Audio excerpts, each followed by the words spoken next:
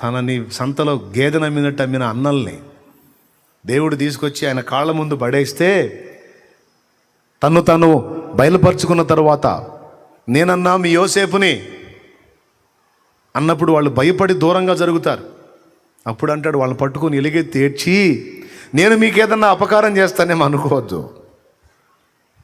మీరు నన్ను బాధ పెట్టారు తెలిసి తెలియక, నా మీద ఉన్న కోపంతో మీరు నాకు కీడు చేయాలని ఇది చేశారు. ఇట్లా కానీ ఇది మనందరి కడుపు నింపడానికి, మనందరినీ కరువు కాలంలో బ్రతికించడానికి దేవుడు మన మేలు కోసం ఉద్దేశించాడన్నా.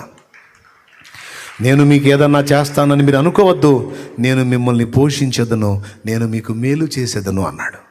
అప్పుడు వాళ్ళు ఏమనుకోవాలా? అరే, ఇంత దుర్మార్గం వారి ఎడలో మనం జరిగించాం, వాడు యోసేపుని మనం చంపబోయాం, అమ్ముకున్నాం, వాడు చూడరా మనల్ని పోషిస్తానంటున్నాడు, భార్యా బిడ్డలతో సహా రెండన్నా అంటున్నాడు రా. మనం ఇంత దుర్మార్గం చేస్తే వాడు చూడరా మనం మేలు కోరుతున్నాడు.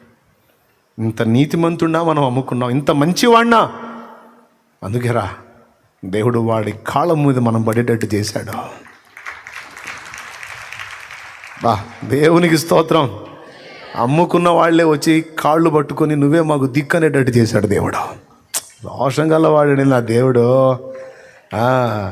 ఈరోజు కొంతమంది ఆట ఆడుకుంటుండొచ్చు, నిన్ను ఏడిపిస్తుండొచ్చు, అవమానపరుస్తుండొచ్చు, నలుగురిలో నవ్వుల పాలు చేస్తుండొచ్చు, నీ గురించి చిలువలు పలువలుగా ప్రచారం చేస్తుండొచ్చు. ఒక రోజు ఉంది, మొత్తం వచ్చి నీ కాళ్ళ ముందు పడేటట్టు నా దేవుడు చేయగలడు. నా దేవుడు రోషం కలిగిన దేవుడు, మహాపరాక్రమశాలి. అది సాధిస్తావు నువ్వు, నా దేవుడు చేస్తాడు. యోసేపును దీవించినట్లు నిన్ను ఖచ్చితంగా హెచ్చిస్తాడు నా దేవుడు. నువ్వు దీనంగా కన్నీళ్లతో ఆయనకి వెళ్ళి చూడంతే, వాళ్ళకి తెలియదులే ప్రభు అనుకో. గుర్తుపెట్టుకో, నీ కాళ్ళ దగ్గరికి వాళ్ళని రప్పిస్తాడు, అప్పుడు నువ్వు వాళ్ళ మీద సాగించుకోవద్దు. మీరు నా గురించి ఎలా అంటారే, ఇలా చేస్తే అలా అనొద్దు.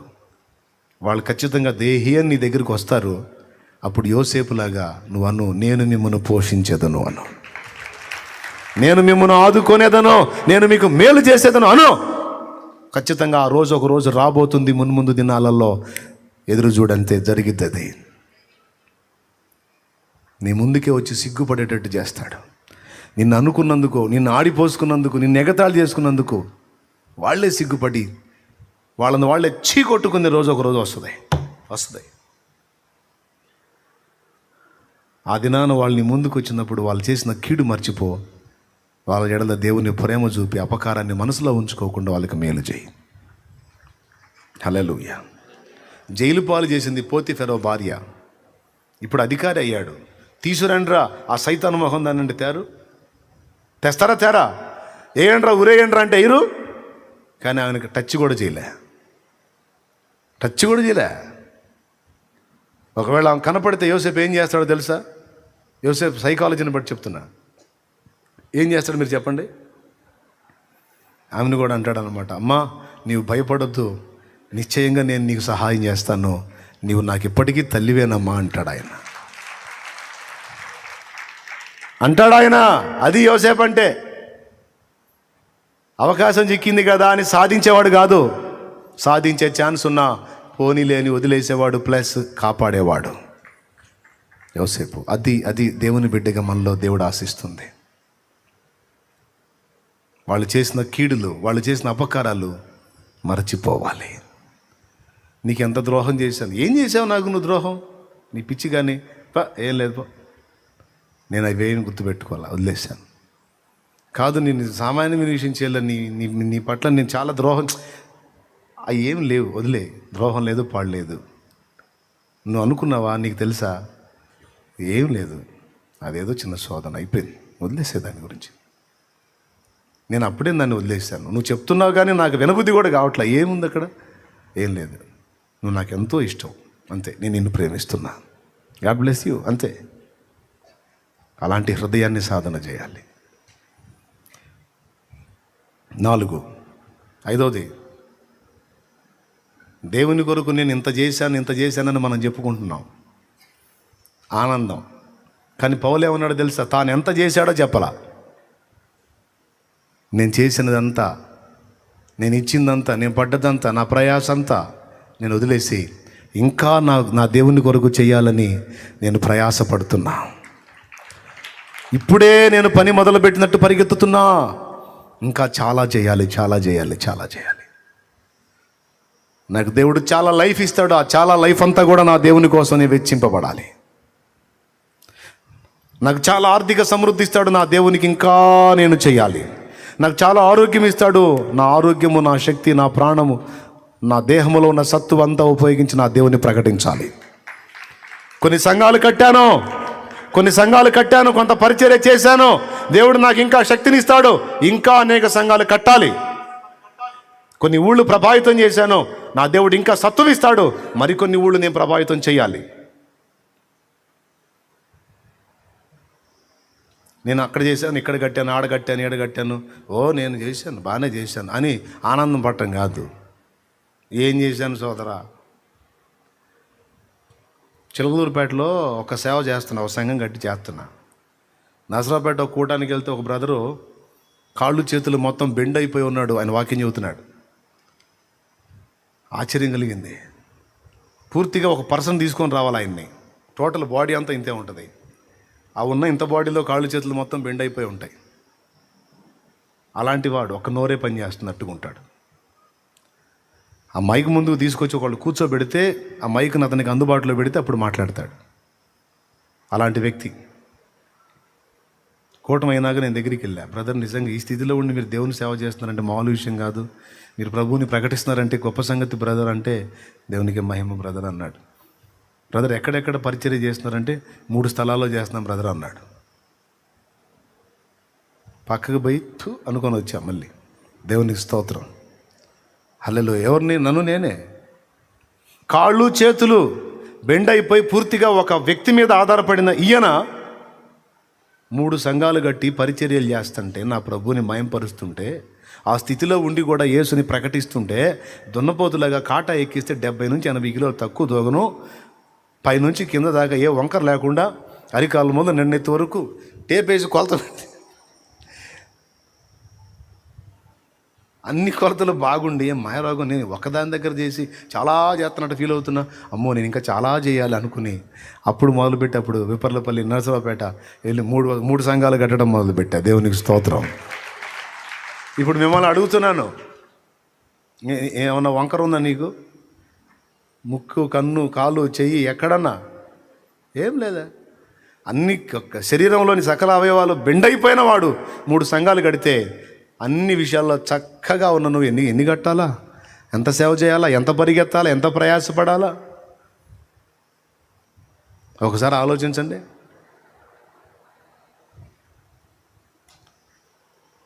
నానా రకాల బాధల్లో, ఇబ్బందుల్లో, అప్పుల్లో అల్లాడుతుంటారు కొంతమంది. అలా అల్లాడుతా కూడా, అన్ని బాధలు పడతా కూడా 2-3 గ్రామాలు తిరిగి సువార్త చెబుతుంటారు. కొంతమందికి అసలు ఏ అప్పులు ఉండవు, ఏ బాధలు ఉండవు. ఆదివారం ఒక పూటను, శుక్రవారం ఒక పూట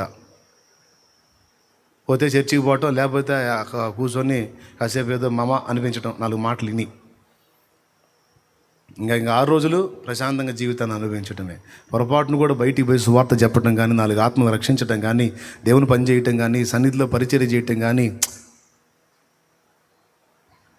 కాళ్ళు చేతులు బెండ్ అయిపోయి అవిటి వాళ్ళుగా ఉన్నవాళ్ళు, అప్పుల బాధల్లో ఉన్నవాళ్ళు, అంగహీనులుగా ఉన్నవాళ్ళు దేవుని రాజ్యం కోసం కష్టపడుతుంటే దున్నపోతులాగా ఏ వంకర లేకుండా బాగా దుక్కలాగా తిరుగుతా, అప్పులు లేవు, బాధలు లేవు, ఇబ్బందులు లేవు. ఎంత ఉరికి చేయాలండి దేవుని సేవ? చేయరు.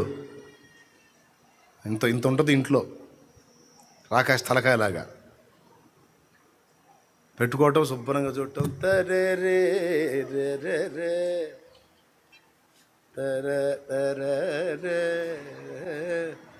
రే రే. మై ఉప్మా చేయి, మై సేమియా అయ్యి, జీడిపప్పు అయ్యి. కష్టపడి కాస్త దేవుని పని చేసి వచ్చి అడుగు. అస్సలు పొరపాటును కూడా. అది మన పని కాదు బ్రదర్, అది వాళ్ళ పని. ఎవరి పని? పాస్టర్ల పని. నువ్వేం చేస్తా? నేను ఆదివారం ఒక పూటను, శుక్రవారం ఒక పూట పోయి వస్తుంటా. నశించిపోతున్నారు ఆత్మలో. కొంతమందే శ్రమ పడుతున్నారు.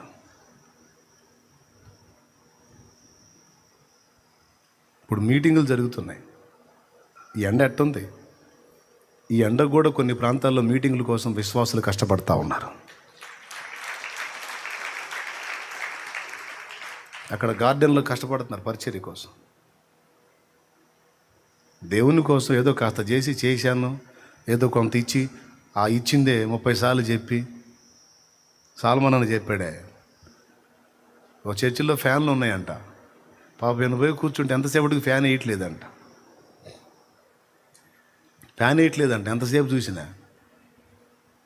ఏం బ్రదర్ ఫ్యాన్ వేయలేదంటే వేయకూడదు బ్రదర్ అన్నాడంట పాస్టర్ గారు. అదే బ్రదర్ ఫ్యాన్ ఉందిగా రిపేరా అంటే రిపేర్ లేదు, కొత్త ఫ్యాన్ సూపర్ ఉంది బ్రదర్, తిరగదు, వేయం అన్నారంట. ఎందుకు వేయరంటే ఆ ఫ్యాన్ ఇచ్చిన వాళ్ళు వాళ్ళ పేరు రాపిచ్చారంట రెక్కల మీద. ఫ్యాన్ స్విచ్ చేస్తే తిరిగితే రెక్కల మీద పేర్లు కనపడవుగా, అందుకని ఫ్యాన్ వేస్తే ఆమె ఊరుకోదంట. ఆయన ఊరుకోడంట. అక్షరాలు కనపడాలంట, అక్షరాలు. నాబోటోడైతే శుభ్రంగా పిలిచి మెడకు కట్టేవాడు దాన్ని.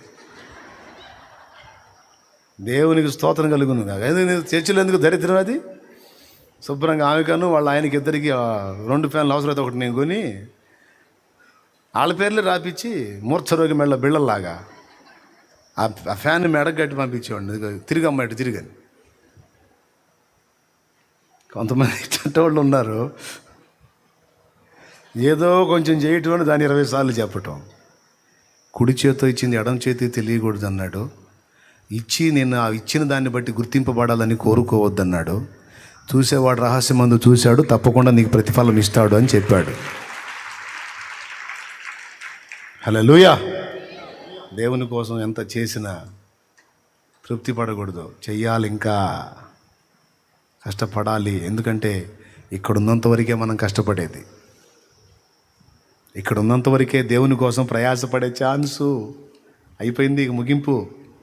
ఇక్కడ నుంచి దాటి అవతలికి వెళ్ళినాక ప్రభువా ఇలా ఉంటుందా, నేను అనుకోలేదు తండ్రి, చాలా తేడా జరిగింది, ఒక్క ఛాన్స్ ఇవ్వు అని అడిగితే ఆ సమయం అయిపోయింది నాయనా, ఇంక నువ్వు చేయటానికి ఇక్కడేం లేదు, ఇక ఇక్కడ సంతోషం నేను ఇచ్చే హోదాలో ఆనందించడమే. నువ్వు పడాల్సి ఉంటే అక్కడే పడేది ఉండే, నా కోసం కష్టం. అంతమంది కష్టపడుతుంటే నువ్వు టైం వేరుగా ఖర్చు పెట్టావు, మరి నేనేం చేసేది?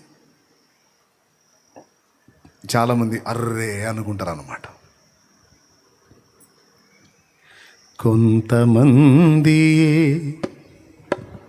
శ్రమపడుచుండగా చింతయలేని క్రైస్తవులందరిన్ పంపుము దేవా పనివారలను పంటను కోయుటకు, నేడు పంటను కోయుటకు. పంపుము దేవా పనివారలను పంటను కోయుటకు, నేడు పంటను కోయుటకు. Praise the Lord. నా ప్రియమైన దేవుని బిడ్డలారా, ఇప్పటివరకు సాధించినవి కొన్నే దేవుని విషయంలో, ఇంకా సాధించాల్సినవి బోల్డ్ని ఉన్నాయి భవిష్యత్తులో. వాటిని సాధించడానికి ముందుకు పరిగెత్తాలి. కొద్ది గొప్ప సేవ చేస్తే, కొద్ది గొప్ప పరిచర్య చేస్తే ఆ అల్ప పరిచర్యతో తృప్తి పడకూడదు, ఇంకా చేయాలి. ఆర్థిక స్థితిగతుల్లో కొద్ది గొప్ప తోడ్పాటు అందిస్తే అంతవరకు తృప్తి చెంది ఎప్పుడో చేసిన దాన్ని మళ్ళా తలంచుకోవటం కాదు, ఇంకా చేయటానికి నాకు శక్తి నీవు దేవా, నా ఊపిరి ఉన్నంత వరకు, నాకు అవకాశం ఉన్నంత వరకు నీ పరిచర్యకు నేను సపోర్ట్గా నిలబడాలి. నేను వెళ్ళాలి, లేదా వెళ్ళే వాళ్ళని పంపించడానికి నాకు సపోర్ట్ ఇవ్వు, నా చేతుల్ని బలపరచు. నేను ఏ విధంగా ఇతరులకు తోడ్పడగలను ఆ విధంగా నన్ను ప్రోత్సహించు తండ్రి. నేను ఇంకా చాలా చేయాలి ప్రభువా. నేనైతే అదే అనుకుంటున్నాను. ఇప్పటికే చాలా చేశానని నేను అనుకోవట్లేదు, కానీ ఇంకా చాలా చేయాల్సింది ఉందని మాత్రం నేను అనుకుంటున్నాను. నేను పట్టుకున్న మైక్ కూడా గాలుతుంది, అసలు సెగ అగ్నిలో పెట్టినట్టు కాలుతుంది. ఇది అంత హీట్ ఉంది. సరే ముగిద్దాం రండి, తలలు వంచండి.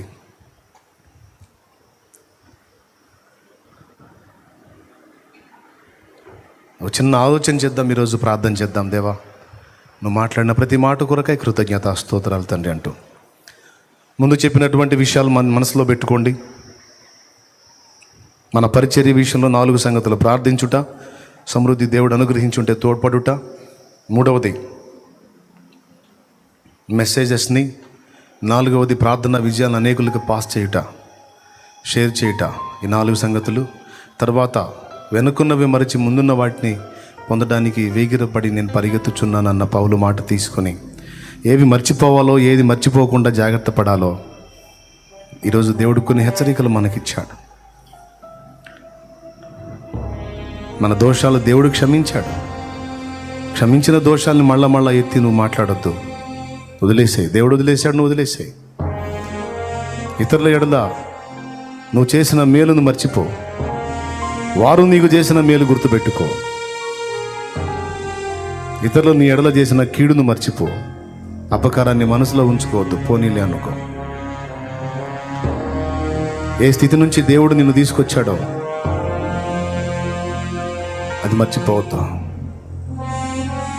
అంతేకాదు, దేవుడు నీ కొమ్మును హెచ్చించినప్పుడు, నీ తలను పైకెత్తినప్పుడు, నిన్ను అవహేళన చేసిన వారు నీ ముందుకు వచ్చినప్పుడు వారిని ఇబ్బంది పెట్టొద్దు.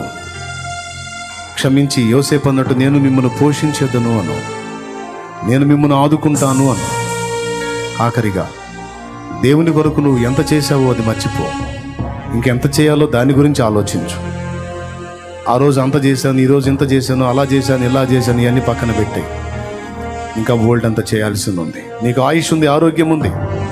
దేవుడిచ్చిన అవకాశాన్ని వినియోగించుకో. అలాగే దేవునితో చేసిన తీర్మానాలు రద్దు చేసుకోకుండా జాగ్రత్త పడు. ఆ తీర్మానాలు స్థిరపరచమని ప్రార్థన చేయి. సేవలోకి వచ్చి కూడా వెనక్కి జారిపోయిన వారికి హెచ్చరిక. దేవుడు మళ్ళొక్కసారి నేను దర్శిస్తున్నాడు. సరి చేసుకొని తిరిగి దేవుని సేవ వైపు మళ్ళు. గొప్ప కోసమో, గుర్తింపు కోసమో, గిట్టుబాటు ధర కోసమో, డబ్బు కోసమో, ఘనత కోసమో, పేరు కోసమో కాదో, నశించిపోతున్న ఆత్మల రక్షణ కోసం సేవకి రా. అప్పుడు ఇక ఎట్టి పరిస్థితుల్లో వెనక్కి తిరగవు. దేవుడు నమ్మదగిన వాడు. తప్పకుండా నిన్ను ఆదుకుంటాడు, పోషిస్తాడు. నశించిపోతున్న ఆత్మల రక్షణ కార్యం వదిలేసి సేవకు వచ్చినట్టు వచ్చి మళ్ళా లోకానుసారమైన వాటిలో పడిపోతున్న సోదరుడా, ఈరోజు దేవుడు నీతో మాట్లాడిన మాటల్ని, హెచ్చరికల్ని గైకొని జాగ్రత్త పడి సరిదిద్దుకొని దేవుని పని కొరకు సిద్ధపడు. కృప మనందరికీ తోడై ఉండును గాక. ప్రార్థన. సర్వాధికారివైన మా తండ్రి, సర్వోన్నతుడా, నీకు వందనాలు, స్తుతులు, స్తోత్రాలు.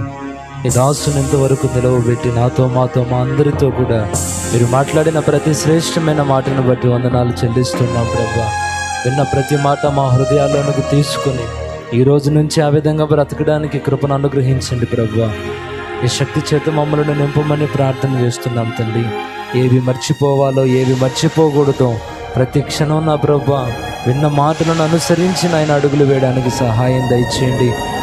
కృపాక్షేమాలు మా అందరికీ కలిగించండి నాయన. దీవించు, ఆశీర్వదించు. ఎవరెవరు ఎక్కడెక్కడ తొలగిపోయి ఉన్నారో ఆ యావత్తు విషయాల్లో సరి చేసుకొని చక్కదిద్దుకొని మరలా నా ప్రభాని మార్గంలో స్థిరంగా నడవడానికి కృపను అనుగ్రహించమని యేసు నామములో అడిగి ప్రార్థించి వేడుకుంటున్నాము తండ్రి.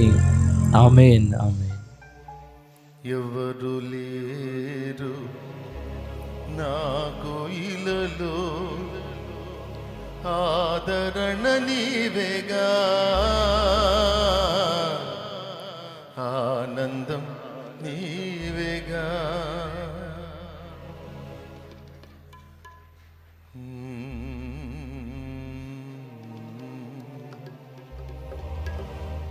సర్వోన్నతుడా నీవే నాకు ఆశ్రయ దుర్గము.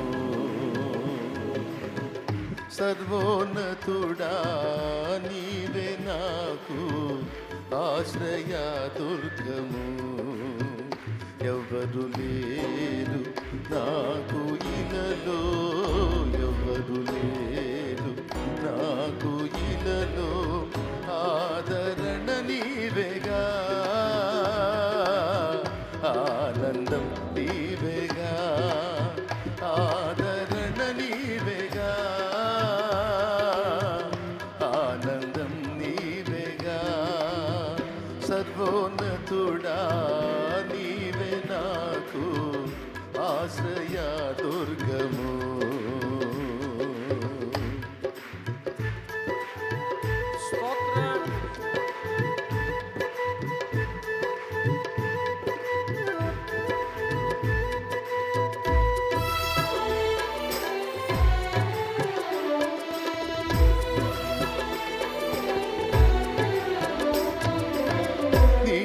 దినములన్నిట ఎవరు నీ ఎదుట నిలువలేరని యెహోషువతో నీ దినములన్నిట ఎవరు నీ ఎదుట నిలువలేరని యెహోషువతో వాగ్దానము చేసినావు,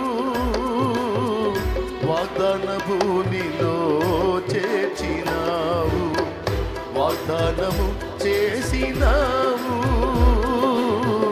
వాగ్దాన భూమిలో చేర్చినావు. సర్వోన్నతుడా నీవే నాకు ఆశ్రయ దుర్గము, సర్వోన్నతుడా నీవే నాకు ఆశ్రయ దుర్గము.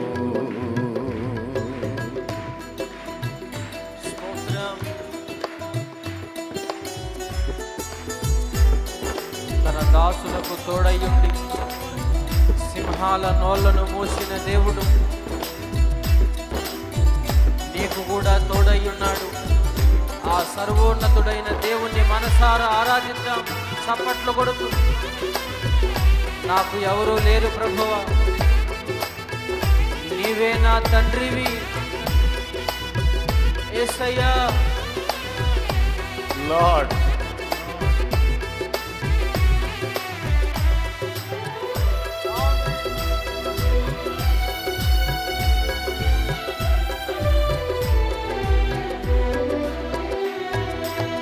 నిందల పాలై నిత్య నిబంధన నీతో చేసిన దానియేలుకు, నిందల పాలై నిత్య నిబంధన నీతో చేసిన దానియేలుకు సింహాసన మీర్చినావు,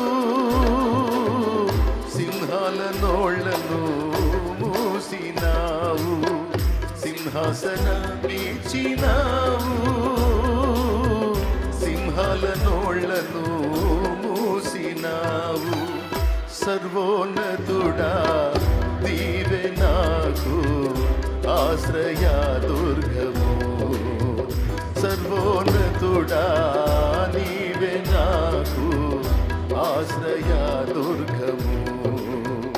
ఎవరు లేరు నాకు ఇలలో, ఎవరు లేరు నాకు ఇలలో, ఆదరణ నీవేగా,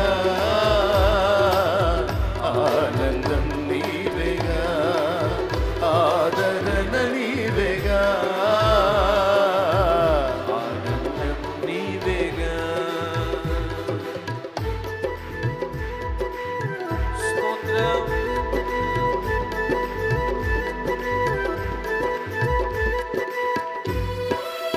నా దేవుని సన్నిధి మన మధ్య ఉన్నది, నా దేవుడు మనల్ని గమనిస్తున్నాడు.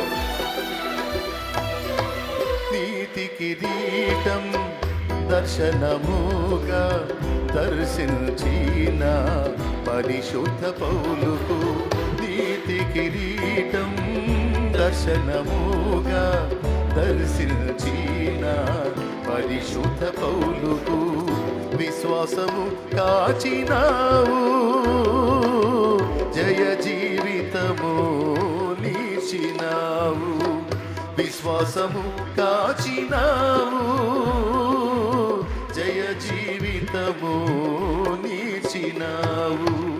సర్వోన్నతుడా నీవే నాకు ఆశ్రయ దుర్గము, సర్వోన్నతుడా నీవే నాకు ఆశ్రయ దుర్గము. ఎవరు లేరు నాకు ఇలలో, ఎవరు లేరు నాకు ఇలలో, ఆదరణ నీవేగా, ఆనందం నీవేగా, ఆదరణ నీవేగా, ఆనందం నీవేగా, ఆదరణ నీవేగా, ఆనందం నీవేగా. ఎవరు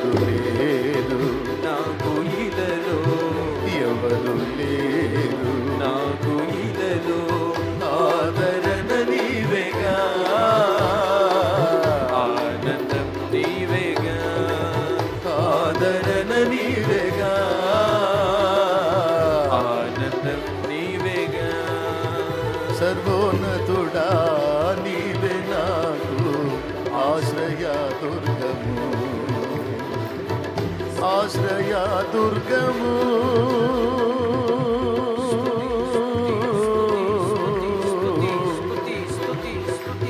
యేసయ్యా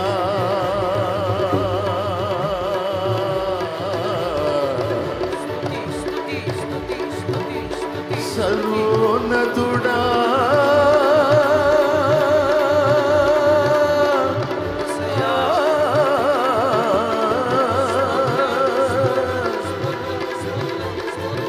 యేసయ్యా యేసయ్యా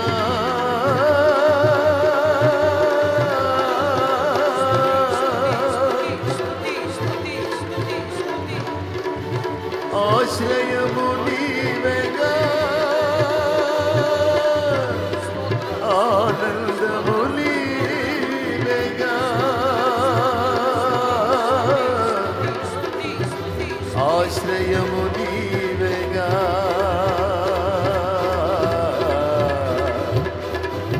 ఆనందము నీవేగా.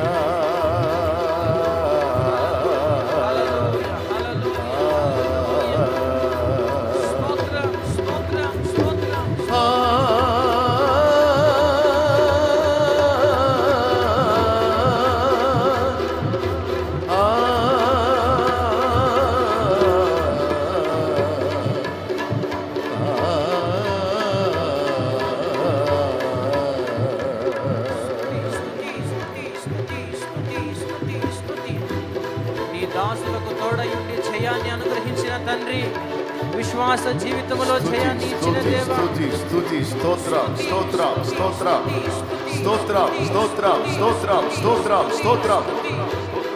హల్లెలూయా హల్లెలూయా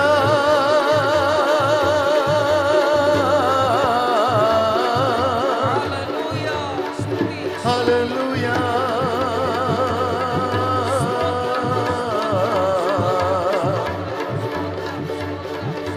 నా యేసు